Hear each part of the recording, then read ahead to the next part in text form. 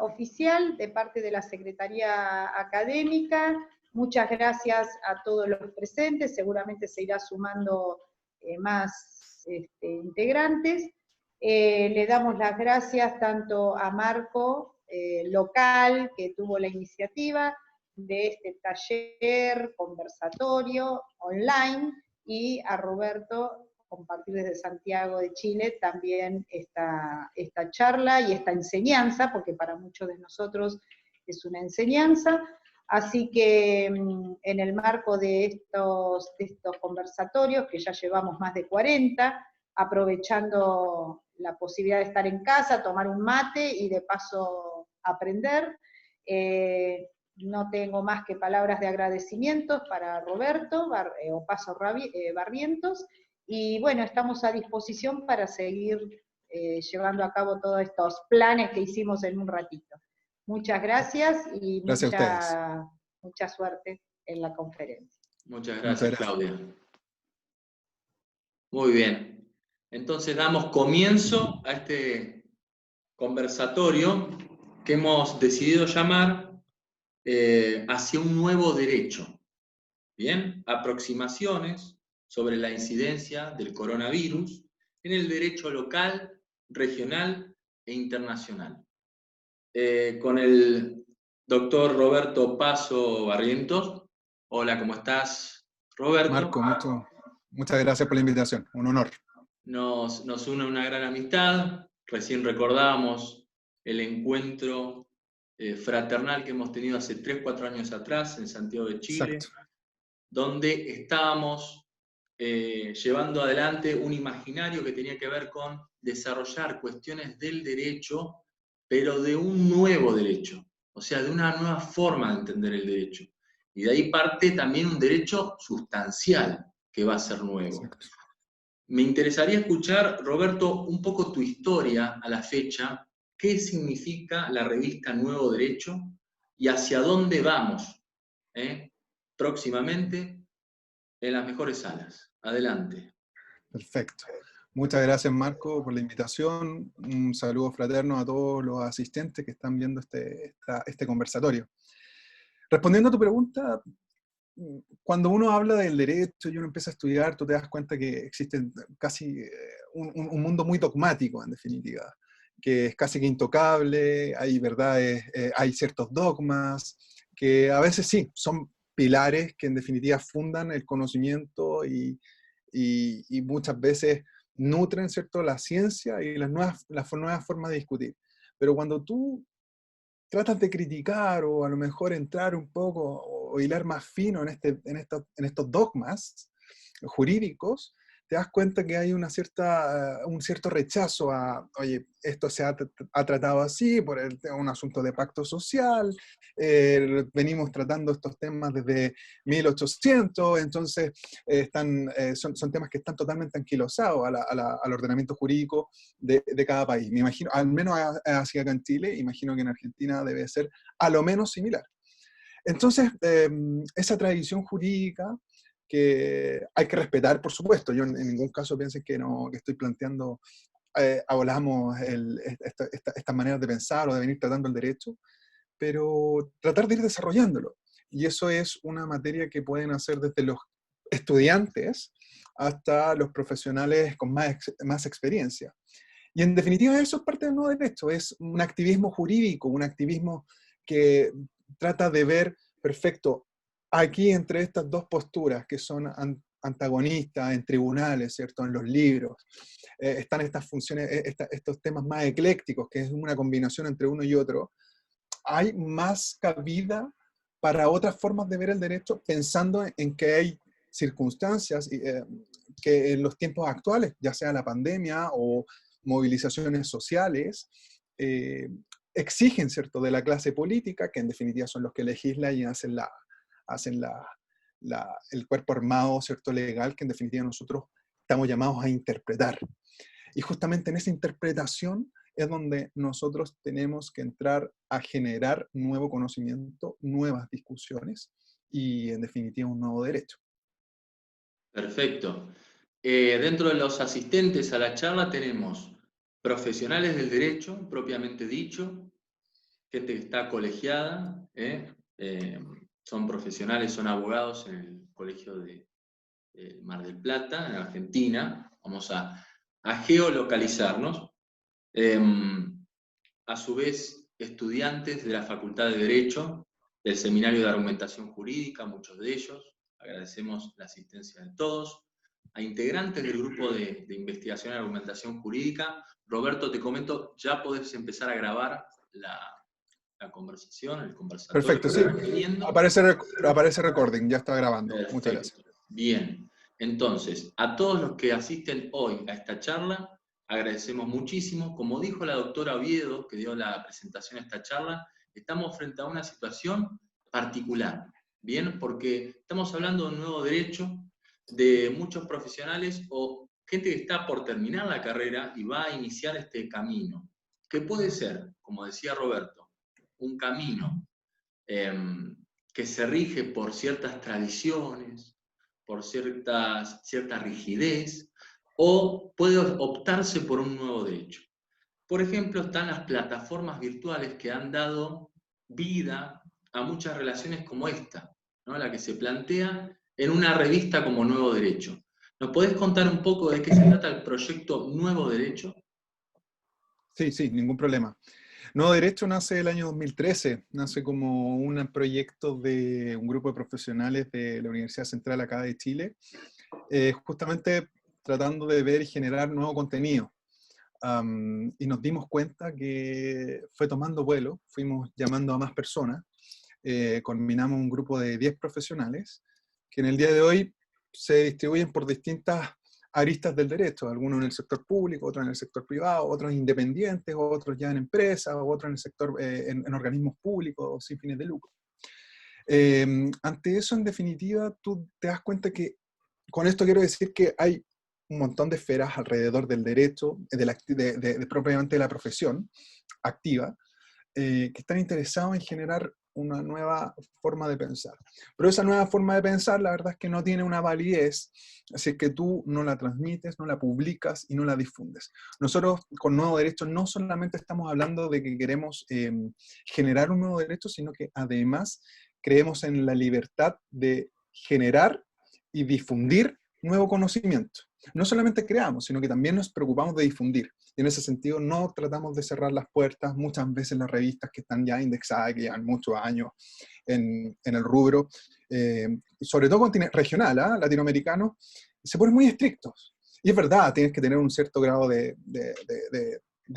¿cómo se llama?, de formalidad, pero no está al alcance del estudiante, no está al alcance del profesional que a lo mejor por una causa, un proceso judicial específico, se dio cuenta que esto se puede dar vuelta, se puede pensar de otra manera y que le va bien en el tribunal. Entonces, al final quieres redactarlo, quieres compartirlo, y justamente a eso va. Y la revista hoy día, claro, es www.nuevoderecho.cl. Estamos ahí trabajando, hoy día estamos en un proceso de indexación muy necesario porque queremos empezar a hacer artículos ya más académicos de manera internacional. Y estamos en eso justamente. Y como te comentaba al principio, hay algo que nos une a Argentina con Nuevo Derecho, más allá de tu aporte, Marco, es que esa necesidad de generar nuevas maneras de pensar el derecho. A mí personalmente me ha tocado mucho estudiar el tema de la responsabilidad precontractual, una materia que acá, al menos en Chile, no está tan tratada profundamente. Está todo en la teoría, hay mucho de la responsabilidad solamente es contractual, extracontractual, pero la precontractual como que todavía no, pareciera que no hay un consenso de los dogmáticos que comentaba al principio como para asentar base. Entonces, justamente debo ser uno de los pocos en el país que hemos escrito respecto a la responsabilidad precontractual, y eso de hecho, como anécdota, no está como para el currículum tampoco, pero en una demanda bien bullada acá en Chile, resulta que ese artículo fue mencionado, ¿cierto?, en la demanda de Sampaoli, el ex DT de la selección chilena, contra la Asociación Nacional de Fútbol. Entonces, de acá de Chile. Sí, pues entonces, claro. Entonces tú te das cuenta que de algo tan básico, de una idea de dar vuelta a la idea de formas de pensar el mundo legal, mundo jurídico, tú puedas contribuir real y efectivamente a esto. Ahora, otro paso que queremos dar es un derecho en fácil, porque una cosa es el derecho para el abogado, pero también el derecho para la persona común y corriente. Tratar de hacer esa bajada, que también es parte de este nuevo derecho. Que el nuevo derecho, en definitiva, no sea un pedestal al cual yo llego, sino que el derecho sea el que llega a la gente. Y esa forma de pensar, ese concepto, es el que nos ha llevado y nos ha motivado para trabajar en una revista de divulgación científica, por así decirlo, pero también con una arista más social y que en definitiva entendiendo que no se llega al derecho, sino que el derecho llega a la gente. Perfecto.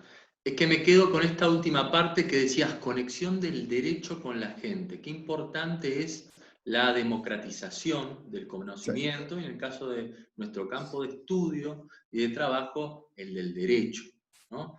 Es no solo asistencia legal, sino de información, ¿no? Son cuestiones que obviamente van cambiando con las coyunturas. Estamos hablando inevitablemente, si hablamos de coyuntura, del coronavirus, entre otras, pero no quería dejar pasar una noticia que llegó a mis manos en el día de hoy y creo que tuvo lugar en el día de ayer.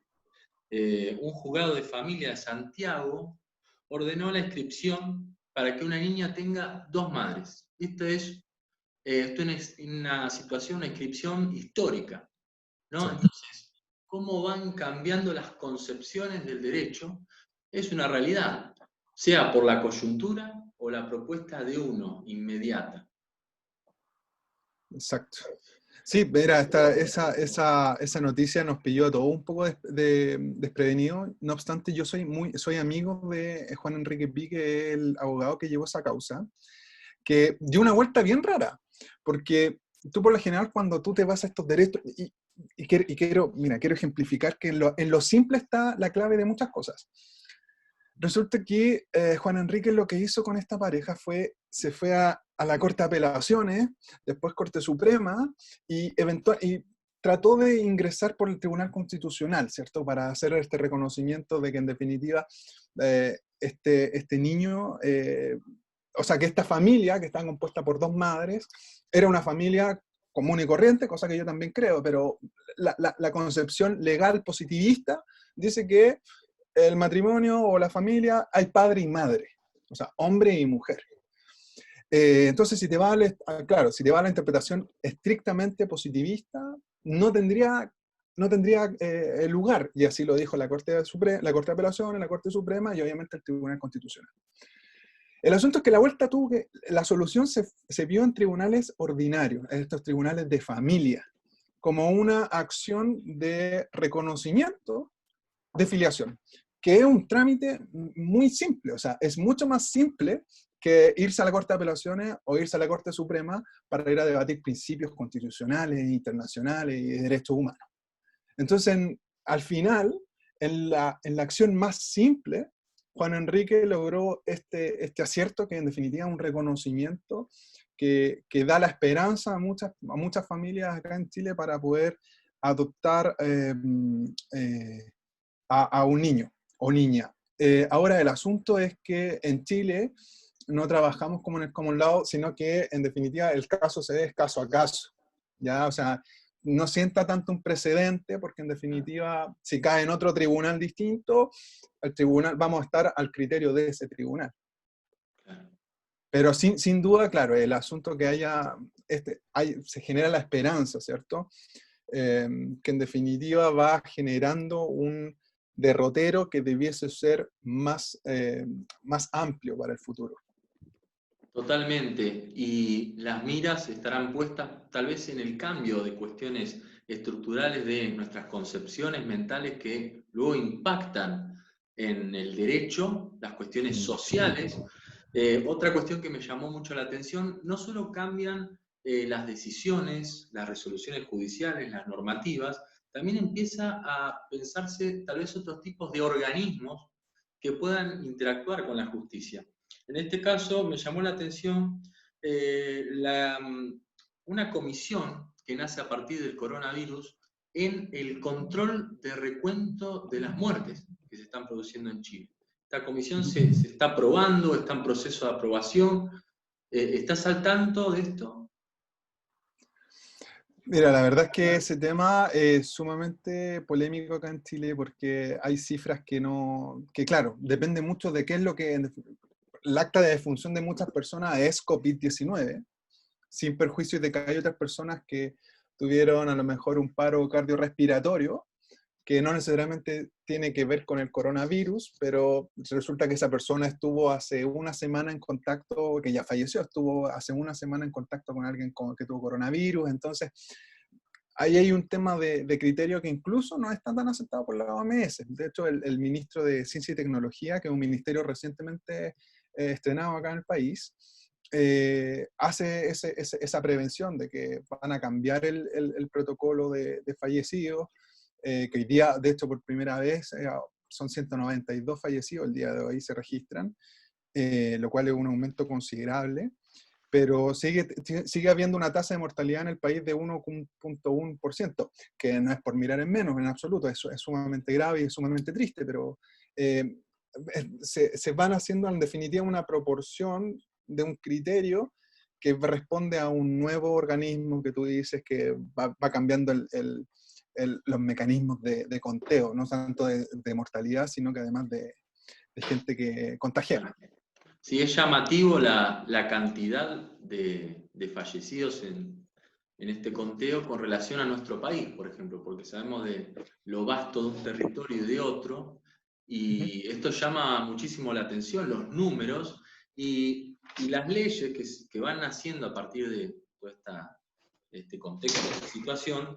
Por ejemplo, en Chile nace la posibilidad de una aplicación de una ley de portabilidad financiera, la cual ahora se está desarrollando en estos días en Argentina a través de ayudas a las empresas, créditos, financiación, impacto en las ayudas con respecto a las tarjetas de crédito, a las cuentas corrientes, ¿sí? Entonces, como bien decíamos, aparece un nuevo contexto, un nuevo derecho lo acompaña, porque hay una necesidad.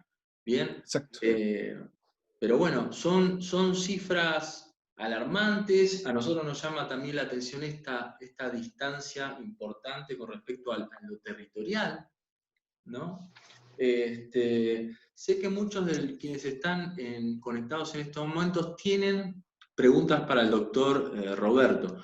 Los invito a ver quién está dispuesto a comenzar con esta serie de preguntas. Les comento, porque algunos se conectan recientemente, hacemos un conversatorio donde todos proponemos una pregunta y participamos. ¿Hay alguno de ustedes que esté interesado en hacer alguna pregunta? Bien, Joaquín, vamos a habilitarte. Adelante, Joaquín. ¿Cómo estás? Joaquín integra el grupo de argumentación jurídica que hoy mencionamos, de la Facultad de Derecho. ¿Qué tal? Buenas tardes, Roberto. Bueno, buenas tardes, Marco. Primero, gracias por la gran idea de conversar un poco, ¿no? Con colegas del otro lado de la cordillera, que me parece espectacular. Y después, Roberto, vos empezaste hablando de algo que me quedé pensando, de cómo se empiezan a cuestionar, era uno de los objetivos de la revista que están planteando, el tema de los dogmas y cómo se cuestionan, se busca por ahí modificarlos, lo difícil que puede ser a veces ir contra esas estructuras que ya están tan establecidas y sólidas. Y pensaba, viendo un poco las noticias de esto último, que por ahí las noticias sobre todo anteriores a la pandemia, aunque estas también de la pandemia, de la reciente conflictividad social o cuestionamientos al sistema por ahí económico, social, jurídico chileno, donde pareciera que están en conflicto la esfera de lo público, o al menos así lo veo yo desde aquí, ¿no?, con la esfera de lo privado. ¿Cómo ven eso? ¿Es un tema en Chile? ¿Lo están trabajando? Sí, Joaquín, muchas gracias por tu pregunta. Aquí en Chile siempre ha habido un problema muy grave con lo público versus lo privado. El público piensa que lo privado es el demonio mismo, y mientras que lo privado mira como que lo público nos da el ancho para solucionar las problemáticas. Cuando en realidad ese no es el conflicto, porque lo público muchas veces se nutre de lo privado, y lo privado muchas veces, no siempre, muchas veces, tiene un fin público. Entonces, esta falsa dicotomía de que lo público siempre está en choque con lo privado, la verdad es que genera estos conflictos. Conflictos que, sí, sinceramente, pienso que son productos de los temas políticos acá en Chile. O sea, nosotros vivimos una dictadura a partir de 1973, que terminó en 1989, ¿cierto? Que ahí, entre comillas, volvió a la democracia, y digo entre comillas porque sí, volvió, pero al final tú te vas dando cuenta que hay sistemas que te tienen amarrado, y no ha sido tan justo para todos. De hecho, muchas de las protestas que nacieron el 18 de octubre nacen de una frase que dicen: estos 30 años que han pasado desde esta vuelta a la democracia, la verdad es que no se ha hecho mucho, más allá de haber derrocado con un lápiz y un papel, con un voto me refiero, a un dictador. Pero entonces, claro, hay una pugna muy grande entre la izquierda y la derecha. La derecha acá en Chile está muy asociada al mundo privado, y en tanto la izquierda quiere un Estado y un sector público mucho más grande. Y justamente en Chile se ha tratado de ver eso. Yo personalmente creo que hoy día el sistema en Chile tiene muchas falencias que yo creo que son subsanables en la medida de que haya voluntad política. Lamentablemente el mundo jurídico tiene en cierta parte una cuota política, ya sea porque el legislador es el que define el derrotero legal de muchas cosas, y creo que ahí es donde nosotros, justamente, la labor del abogado propiamente tal, está en no solamente defender casos o defender una postura, sino que interpretar, y en esa interpretación es donde nacen nuevas formas de conocer. Y por supuesto, es un tema que hoy día, yo no sé si el gobierno de Sebastián Piñera esté muy abocado, por la urgencia que hay de solucionar esos problemas, pero no sé si por un tema de voluntad. Yo creo que eso lo vamos a ver con muchos años más. Es que hoy día hay urgencia, y efectivamente hay asuntos que en Chile no se han zanjado. El tema de la desigualdad social, que creo que eso es lo que más afecta en el país. O sea, el que acá que es rico gana como en lo que gana un rico en Alemania, pero en definitiva el que es pobre es igual de pobre que alguien en África. Entonces, esa distinción, esa diferencia, genera muchas veces que haya una rabia contenida, de que en definitiva hay una clase media que cuando el Estado entra y ayuda a la persona que en definitiva vive en este límite de pobreza, la clase media queda desprotegida porque no alcanzan todas las soluciones a ese segmento social. Pero sinceramente yo creo que no es un tema que se va a solucionar hoy día en plena pandemia. Creo que se han hecho muchos esfuerzos, sí, se han hecho muchos esfuerzos. Chile es un país mucho mejor que hace 30 años, sí lo es. Incluso yo creo que hace 10 años Chile empezó a mejorar mucho más. Pero en ese mejorar mucho más se han visto un grupo muy favorecido, un grupo pequeño muy favorecido en desmedro de otro.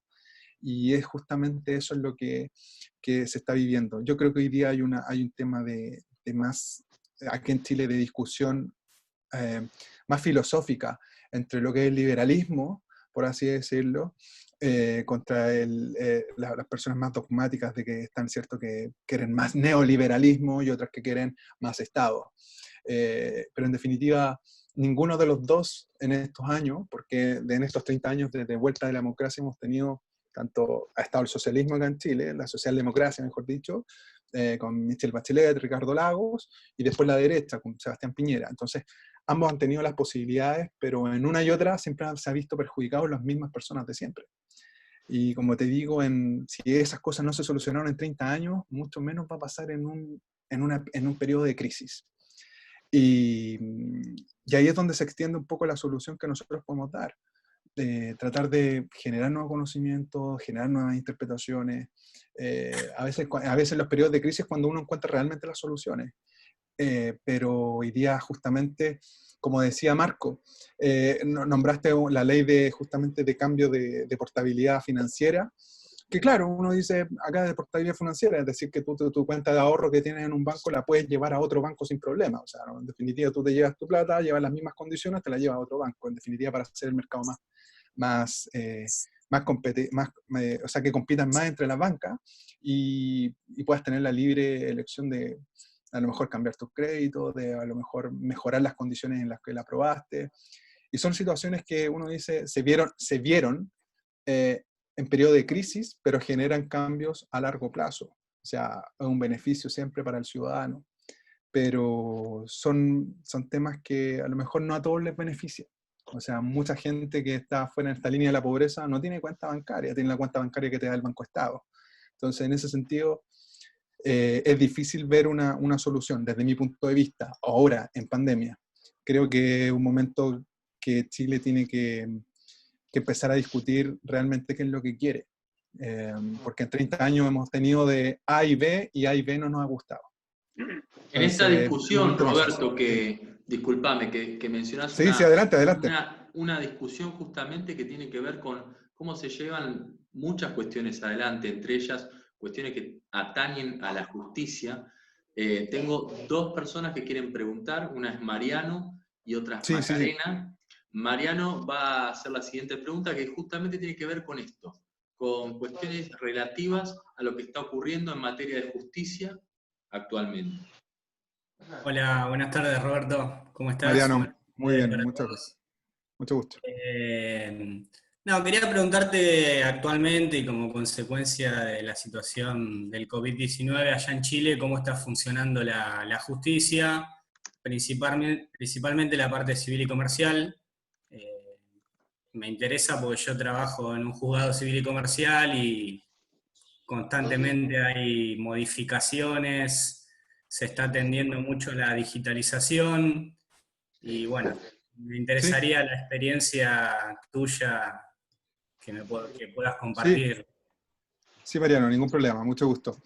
La verdad es que se ha empezado a aplicar mucho Zoom. Algunos comparendo en Zoom, se ha tratado de trabajar, se ha dejado de trabajar físicamente en los juzgados, lo cual ha traído de dulce y a gras. Justamente nosotros en Chile, hace como 5 años atrás empezó el tema de la tramitación electrónica. Hoy día tú presentas escritos con firma electrónica avanzada a través de buzones electrónicos dentro de plazo, lo cual es muy beneficioso porque un abogado que esté acá en Santiago de Chile puede tramitar una causa en la Patagonia chilena, o sea, no tiene ningún problema. Ahora el asunto es que, como ha pasado, cuando tú democratizas de tal manera y electrónicamente el acceso a la justicia, la demanda aumenta. Entonces hemos visto mucho atochamiento de causas. Por lo general el abogado antes, cuando tramitaba con papel y lápiz, iba una vez a la semana al tribunal, hoy día va por buzón todos los días, ingresa escrito, ingresa solicitudes, lo cual retrasa el sistema. Entonces esa es una primera observación de que hoy día tramitamos electrónicamente en cuanto a civil y comercial, que aquí los juzgados civiles ven ambas materias, civil y comercial, ven las mismas. Entonces, claro, justamente se ha pensado incluso hacer tribunales especiales para temas societarios, por justamente este aumento. De hecho, son asuntos que, en temas de pandemia, que la pandemia nos ha adelantado en la parte de la evolución normal que nosotros estábamos apuntando. Decíamos, no, aquí 10 años más, todo va a ser virtual, vamos a poder tramitar, vamos a tener comparendos por videocámara, no vamos a tener ningún problema, pero resulta que hoy día en pandemia nos tomaron, o sea, no estando tan bien preparados, y resulta que decimos, vamos a tener que generar más tribunales, eso aumento de gasto fiscal, vamos a tener que especializar algunos tribunales, y en definitiva ha traído esas soluciones un poco forzosas que no se van a solucionar en este periodo de pandemia. Lo más probable es que en el próximo año, a lo mejor, recién